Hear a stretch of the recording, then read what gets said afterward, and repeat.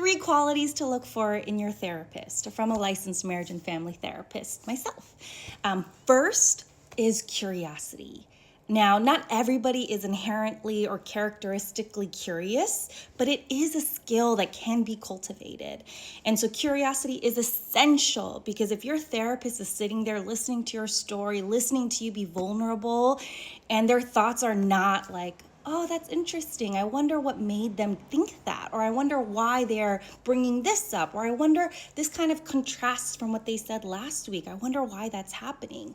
If that curiosity isn't there, then it's likely they might be jumping to conclusions or assumptions that box you in. You deserve more support in that way. So 1, curious. 2, humility. Humility is so essential.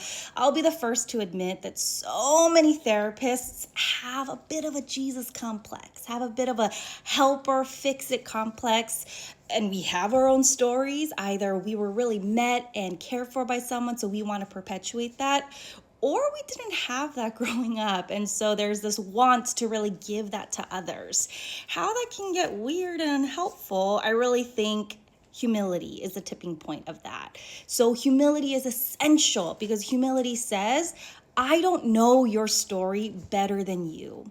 I might be able to look at it as a third-party person. I might have the skill set and the training to be able to help you explore in a very structured or a very abstract but contained way. But if that humility is not there, likely you'll experience being gaslit, maybe even controlled, and that power dynamic will come into play. And so ways to kind of recognize this is the therapist checking in. The therapist can be like, hey, this is kind of what I'm hearing. What do you think about it? Please correct me if I'm wrong. If there is a miss, the therapist being able to admit, hey, that is interesting. I didn't even catch that.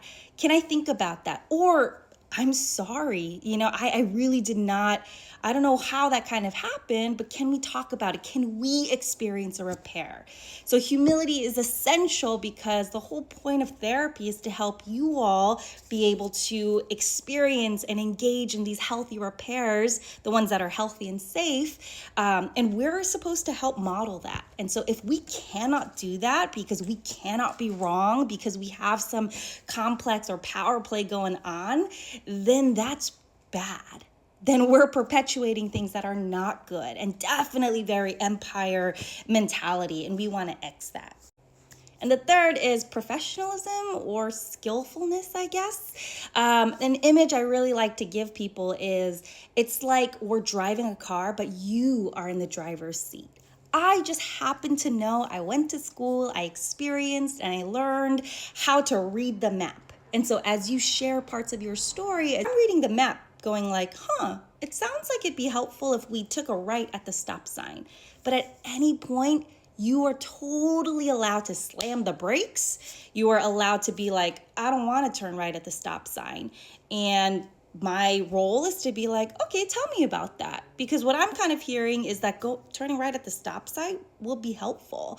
And so if you're saying that's not, yeah, let's talk about it. And let me help you kind of game plan in a way that you feel agency and you feel safe and you feel empowered. And so, yeah, I think those are the 3 things. 1, curiosity. 2, humility. And 3, professionalism and skillfulness. And all of these things are skills that us therapists ought to be practicing and being really mindful of because we have our own stuff.